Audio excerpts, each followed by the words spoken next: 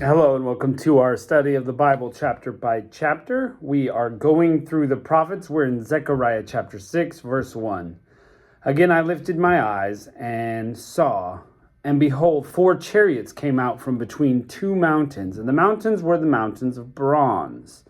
In the first chariot were red horses, the second chariot were black horses, and the third chariot were white horses. In the fourth chariot were dappled horses, all of them powerful. So we've already referenced horses like this earlier in Zechariah.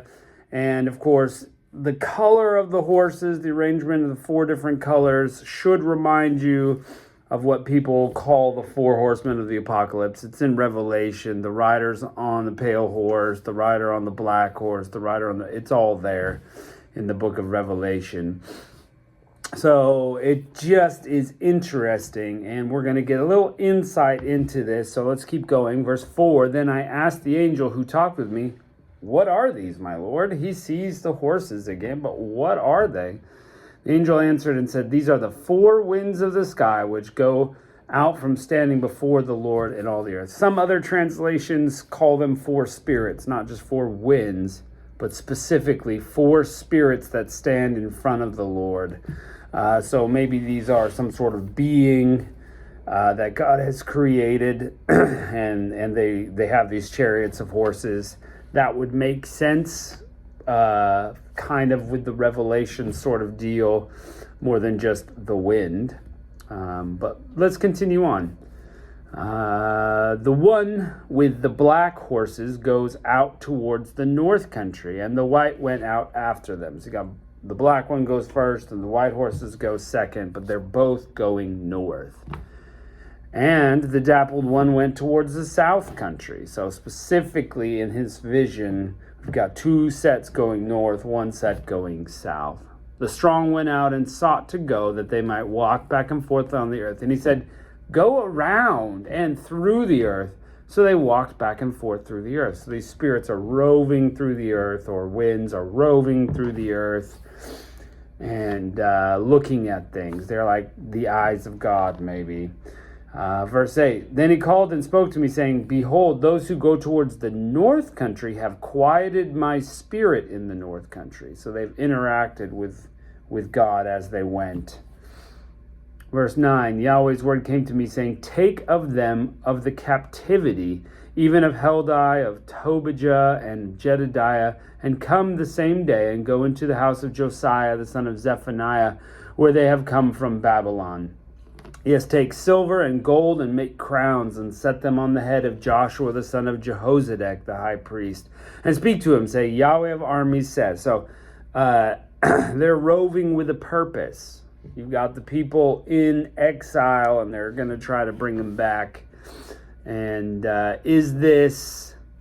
I think we're going to find that this is not exile as in Babylon exile coming back, though very possibly it could be one of those short-term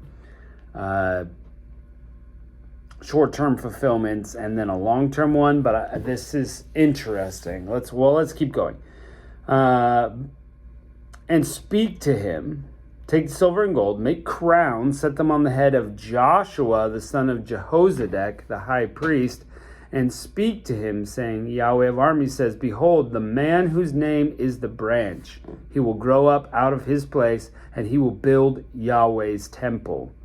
He will build Yahweh's temple. He will bear the glory and will sit and rule on his throne. He will be a priest on his throne. The councils of peace will be between them. The crowns shall be to Helam, to Tobijah, to Jedediah, and to Hen, the son of Zephaniah, for a memorial in Yahweh's temple. So interesting, this Josiah, no, not Josiah, where is it?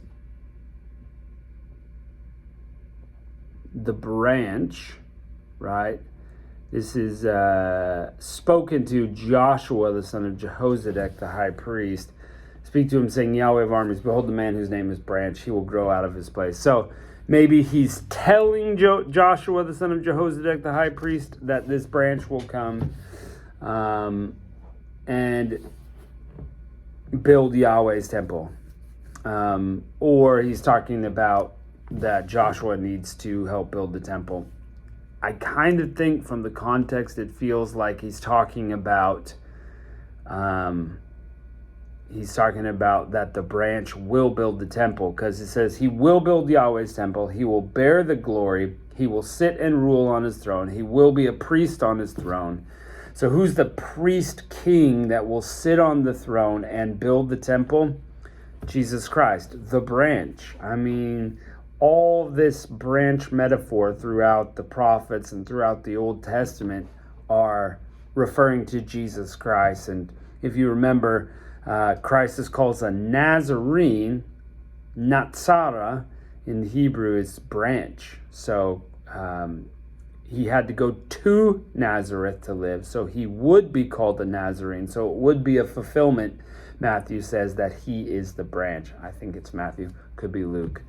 But I just think this is end time sort of deal. He's saying Christ will build the temple. He will bear the glory. He will reign.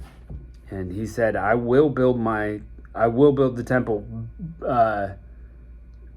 destroy this temple, and I will build it in 3 days. Jesus Christ said that. So again, to me, end times, prophecy in the future. Which Zechariah is full of. I mean, all sorts of very futuristic prophecies are in this book. So that's what I believe that is. Verse 15, those who are far off will come and build in Yahweh's temple, and you shall know that Yahweh of armies sent me to you. This will happen if you diligently obey Yahweh your God's voice. Hey, here are signs that it will happen. Right there, far off will come in and build in Yahweh's temple, and you will know. And again, not sure this timeline here, but people will contribute. I mean, when God reigns for the 1,000-year reigns, he's gonna bring 1,000 years reign. He's gonna bring people from all over. He's gonna bring the Jews back from all the countries they're in. We've heard those prophecies all the way through. So end times prophecy. That's what I think. Could be both, but definitely pointing towards the branch, Jesus Christ. So. Very good. Love it. I always love end time prophecies. One of my favorite parts of the Bible. And it took me a while to think, why do I love them so much? And it's because, you read these Bible stories like Moses and Elijah, and you just see these amazing things happening. Well, during the end times, it will happen again. And I would just love to see the power of God poured out on the earth and see what he does. And just how amazing it would be. And, you may or may not be a fan of The Chosen, and that's fine. I'm not arguing one way or the other. But one thing that they do in that show is they just show over and over how excited the people are. Like, whoa, all the prophecies we heard are coming true in front of our eyes. And you see this, wow, this sense of amazement that, their great-great-grandfathers and his father on top of that, and his father's father's father, and they all look forward to that moment. And then Jesus Christ finally came and did all these things. Well, we've been looking forward to the return of Christ for thousands of years. So in my mind, that's a similar sort of feel. Like, could you imagine? We've been talking about the book of Revelation for 2,000 years, and finally it comes true and things start really happening from the book. How amazed believers will be. Oh, it's finally here. Of course, it will be a terrible and awful time at the same time, but just amazed to see God work. And that's why I love this end time prophecy stuff so much, is because it's like God is really going to do stuff again. So anyway, there you go. Great chapter. Love reading prophecy. Good job, Zechariah. I look forward to more, so please join us next time. See you then.